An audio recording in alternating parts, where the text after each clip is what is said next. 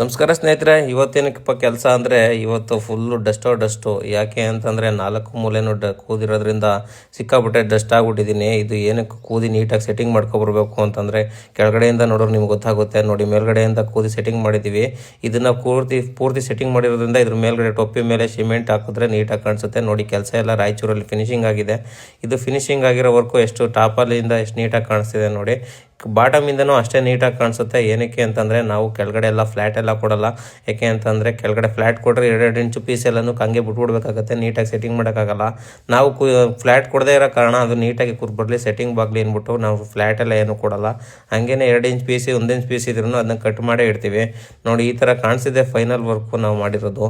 ದೂರದಿಂದ ನೋಡಿದ್ರೆ ಈ ಥರ ಫಿನಿಶಿಂಗ್ ಕಾಣಿಸಿದೆ. ಮುಂದೆ ಡಿಸೈನ್ ಪಟ್ಟಿ ಹಾಕಿದ್ದೀವಿ, ಸೈಡಲ್ಲೆಲ್ಲ ಒಳ್ಳೆ ಹಾಕಿದ್ದೀವಿ.